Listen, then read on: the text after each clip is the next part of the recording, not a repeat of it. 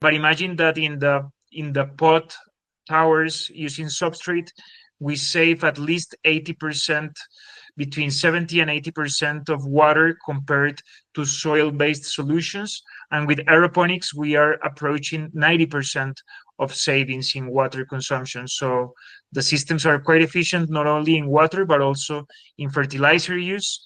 And we don't need to, input chemical pesticides. We only use organic based pesticides. Today I chatted with Felipe Hernandez, co-founder and CEO of Siembra Vertical. Siembra Vertical empowers sustainable smallholder farming through its modular vertical towers that produce strong crop yields, all with a social impact focus. We talk about how Siembra Vertical is making vertical farming accessible, and we touch on the tech that's involved as well as what makes the modular systems affordable and produce high crop yields while being water efficient. This is Earth ABC featuring Felipe Hernandez. Felipe, you and your startup have figured out how to grow food sustainably in urban settings, specifically to enable them to grow more with less. Could you share with us what exactly you're up to with Siembra Vertical? Thank you, Sean. Absolutely. So Siembra Vertical started with a vision of empowering smallholder farmers in Colombia and Latin America as they face many challenges, including climate change, urbanization rates, and also high costs for technology. They usually don't have access to technology. Therefore, Siembra Vertical is aiming to provide local access to technology, specifically vertical farming technology. We develop it in a very simple way, specifically for these smallholder farmers in Colombia and Latin America, so that it's a practical solution that can give them an advantage and that can also ensure a fast return of investment. So it's a social enterprise. We founded it in 2022, and I've been working as the CEO with a group of 5 people at the moment. Mm-hmm. It sounds like accessibility for this type of technology is a big theme for Siembra Vertical. What's the story leading up to this vision and mission that Siembra Vertical has today? Well, we started a long journey long back ago in Italy, where I founded a company called Hexagro. We were developing soilless farming solutions for consumers. So modular structures for farming in houses or commercial spaces. We operated for 8 years. Unfortunately, we had to stop operations by the end of last year because we ran out of finance. We couldn't raise more funds to scale, but we learned a lot. We developed many different technologies. And in 2022, we supported the creation of Siembra Vertical to be the social arm of Hexagro. So Hexagro and the company in Colombia were very close, collaborating. But as Hexagro couldn't continue, Siembra Vertical is now going forward and leveraging everything that we developed in Italy and that we experienced, so that we can make the technology here available, as you say, given the access to Latin American small holder farmers to this kind of technology, which nowadays is not existent or very limited. Mm-hmm. I like that it started off as a social arm and it grew into its own social impact enterprise. You mentioned a couple of times smallholder farmers in Colombia. What exactly does that mean for a farmer to be a smallholder farmer? That's a really good question. There are different classifications and categorizations of what a smallholder farmer is, but we consider as a farmer that has less than 2 hectares of land to grow. That means that in Colombia, there are 1.5 million smallholder farmers with plots under 2 hectares, which represent 70% of the national agriculture base. So you can understand how important this is. And across Latin America, over 15 million small farms face very similar barriers and characteristics as the ones here in Colombia. So we're talking about a huge population of farmers that are also aging as young people are moving into the cities, and they are facing all of the challenges that climate change is bringing, because now they are not able to predict crops as before, and they have, unpredictable changing weather patterns, which of course impacts their productivity. Right. 70% of farmers just growing just on the two, you said hectares of land, right? In Colombia, that's In right. Colombia. And of those like farmers, I imagine like in traditional farming, you're growing just on a plot of land, like kind of on a horizontal plane. How are they maximizing the amount of, I guess, crops that are grown on that small plot of land? They don't. I mean, they are using methods that are 100 years old, I can say. Of course, they are using fertilizers that they can find in the market, pesticides, and things that make the crop more efficient for a while. But as you know, all of these chemical products have an impact on the land and the biodiversity of the soil, for example, which is really important. So there is also a challenge of soil degradation because of these practices, Right. and the technology for irrigation is pretty basic. In very few farms, you're going to find lines of pipes with little holes to control the irrigation a little bit. But in most of lands, you're going to see farmers irrigating with a hose or with very, very basic irrigation methods that are not efficient, because there are also very big water scarcity problems all across Colombia and Latin America. We have been facing in Colombia droughts, and this is really having a big stress in the food system. So we need more efficient methods, more technology, so that the farmers can grow smarter and save resources. Yeah.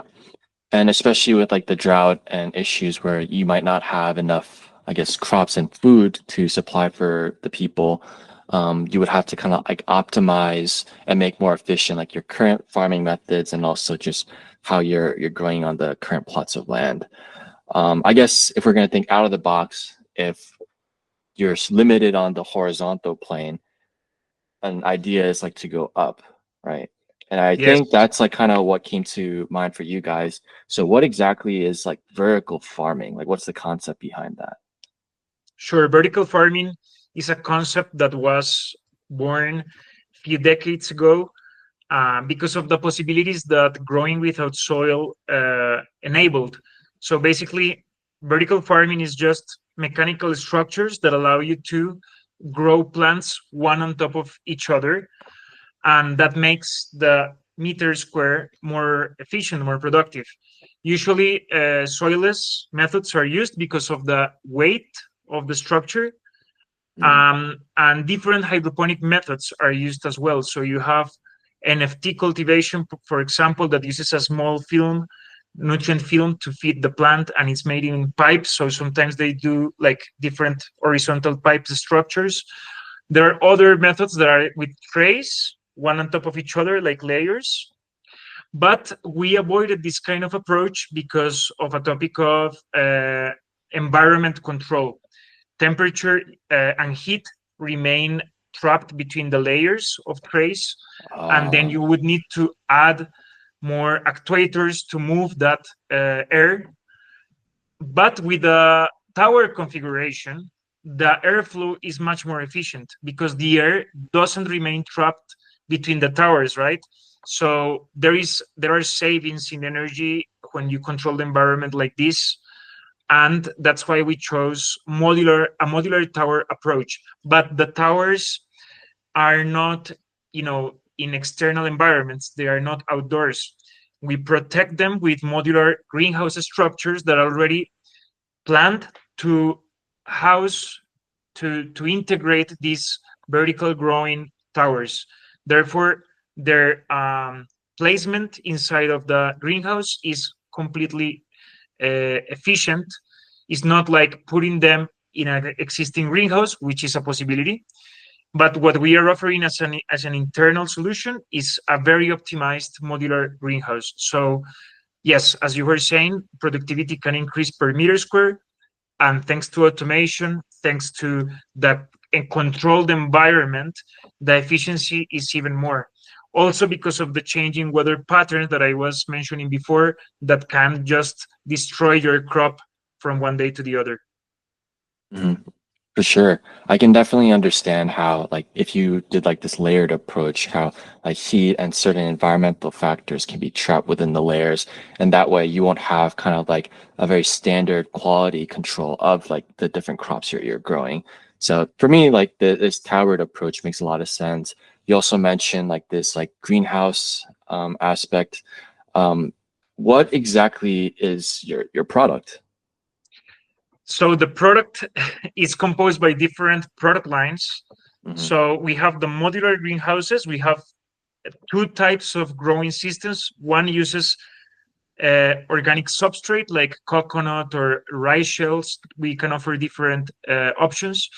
And the other one is with aeroponic technology. So basically, we spray nutrients inside of the towers to the roots of the plants, and the roots grow freely in the air, so that the growth is very efficient. And then we have automation, which is basically the system that controls all of the different actuators of the systems and gathers data. But each one of these solutions can be used separately as well. When we put them together, we offer a turnkey solution together with our technical support and a software that we are developing to guide the farmer through the process and be able to support remotely in whatever challenge they face, because this is also quite a new technology for the smallholder farmers. So they need to feel like uh, we are together with them, following them, and we are providing them all the support that they need to have success. This is very crucial. Mhm. Gotcha. So you have the coconut substrates, and these like help like the plants grow. The I guess the sprinklers, which is like the irrigation technique, right? Mhm. And the third is like the modular stackable like pot tower, right? Yeah, that one uses the substrate, the coconut substrate, Mm, and the kind of irrigation that we use is called fertigation. So basically, it irrigation. makes drips of nutrients that are controlled, and then all of the drought, the the drainage, is taken back to the main container.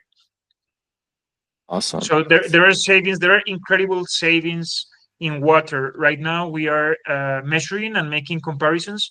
But imagine that in the pot towers using substrate, we save at least 80%, between 70 and 80% of water compared to soil-based solutions. And with aeroponics, we are approaching 90% of savings in water consumption. So the systems are quite efficient, not only in water, but also in fertilizer use. And we don't need to, input chemical pesticides. We only use organic based pesticides. Mhm. I also saw that, not to gas you guys up too much, but that your technology also increases crop yield by up to five times. And I thought that was nuts, because it's all about like efficiency and then also kind of back to the beginning, accessibility for these smallholder farmers. You touched on the fact that it's like this turnkey solution, and there's like an aspect of management for the crops. So what comes to mind for me is that there's an aspect of like automation and maybe like IoT monitoring. What's the setup for that look like, along with the overall adoption of your product? Well, we're starting with very simple solutions to enter the market. So at the moment, we are offering the pot towers with the coconut in different sizes of configuration. So imagine we are starting with 6 towers, then 12, then 24, then 36, and so on. So we have already done installations of more than 40 towers in a single space. And basically, the automation is very basic in this case. So we use only a timer while we develop the next solution. So now we are focusing on prototyping the greenhouse, and we have developed a lot of experience developing automation systems for Hexagro back in Italy.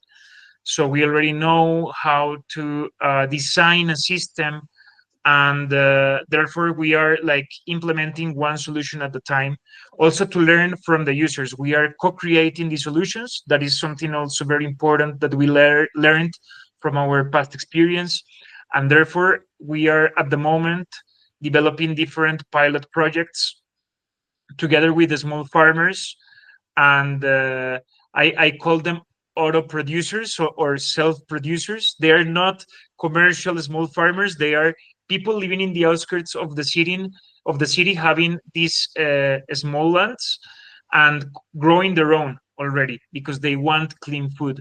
So they are also very interested in our solution, and these are the two main customer segments that we have.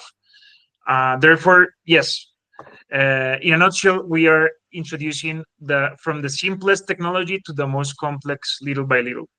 Gotcha. And you're doing that as you guys scale, because Yeah. you guys are implementing these like towers bit by bit and when it makes sense for the customer. So in the theme of like accessibility, I imagine like pricing and cost to be like a barrier to some of these like smallholder farmers. So what are you and Siembra Vertical doing in terms of making it affordable for this group of people? So that's a really good question because according to our surveys, which has been already more than 120 small farmers, one of the biggest problems is the initial cost of technology, not only ours, but any technology.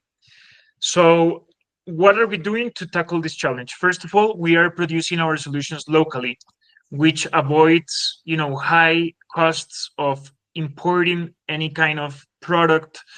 We also are producing it with local manufacturers. Colombia has a very good industrial network nowadays, and costs in Colombia for labor are quite competitive in the industry, manufacturing industry. We are also using, for example, recycled plastics, which are also cheaper than new plastics and more sustainable. And we are developing now at the moment a financing option together with financial entities in Colombia that are partnering up with us to finance smallholder farmers so that they can pay back their credit with whatever they are producing. So we are gonna, you know, do like a kind of consultancy, advise them on what kind of plants can they grow, how can they grow it according to the environment in which they are, according to the kind of configuration that they choose to do, and we will offer them, our know-how so that they can succeed in their operation. And something that we're exploring, it's the possibility of connecting them to buyers as well, so that we Mm, complete the full circle of financing, setup, production, commercialization, and then return of investment. That is the goal. Let's see if we can manage. yeah. And you mentioned you had a couple of pilots happening, so early promising signs and signals for adoption. What makes your team the right ones to do it aside from having that prior experience from Hexagro? Well, we are very passionate about this topic. We love the technology. We are also in love with the problem. It's a growing problem, and it's happening, in our country. So we feel a very big purpose with what we're doing because we're impacting not only farmers but also consumers in the end. And in Colombia is developing an agrotech environment that is very interesting. There are many different startups growing here, scaling in different sectors. Colombia has a perfect climate for farming. It has water, even though there are some challenges in some areas. It has, fertile land. It has still young labor. So we are just very excited about the future, and to be one of the first actors in the sector in Colombia makes us very proud, and just wanting to move forward and wanting to put Colombia in the map of uh, farming technology innovation. Mhm. And in order to realize like the next like 3 year like desired future for you guys, what do you think that you would need in terms of outside help and things like that? Well, we are about to open our fundraising round. It's going to be the first one. Is going to be a pre-seed round. So we are going to fundraise here in Colombia, but also abroad. So of course, if there are investors interested in supporting us, we are also very interested in creating new partnerships, also with research and development institutes all around the world that are interested in developing these kind of topics. Latin America is not the only area in which these challenges are rising. It's also happening in Europe. It's happening in Africa, in Asia, in the US, everywhere in the world is happening. But we believe that solutions need to be customized to the specific environments and different contexts, right? So I think that we will seek also distribution channels, international distribution channels, especially in Latin America, as a first step to scale. And any kind of collaboration, if there are students wanting to make internships with us or their thesis, we are very open to collaborate and for business. Mhm. And very last question, how do you see Siembra Vertical changing the future of horticulture in Colombia, in Latin America, and the world at large? Well, I see Siembra Vertical as a very practical solution with just the right technology for each kind of user. I see us growing a community of farmers that can contribute to a big data know-how, and I believe that we can be a social startup that is very successful not only in Colombia but in all of the region in Latin America by providing, access to this technology. And the biggest success for us would be these farmers succeeding and growing and transforming the situation in which they are today. So we want to see them having success, commercializing, being more sustainable, and even more young people working on this. Most definitely. Well, appreciate what you guys are doing, just enabling smallholder farmers to grow more with less, and can't wait to see what the future has in store. But at the very least, right now, thank you so much, Felipe, for joining me in conversation today. Thank you, Sean. It's been a pleasure. Thanks for tuning in. If you enjoyed this interview, follow along on Earth EBC's LinkedIn to stay connected and never miss what's going on in climate tech. If you'd like to reach out or you're interested in coming on as a guest, feel free to connect with me, Sean Pack, on LinkedIn. We're always looking for inspiring ventures and founders in the climate space to feature on the show. Hope you enjoyed. Until next time.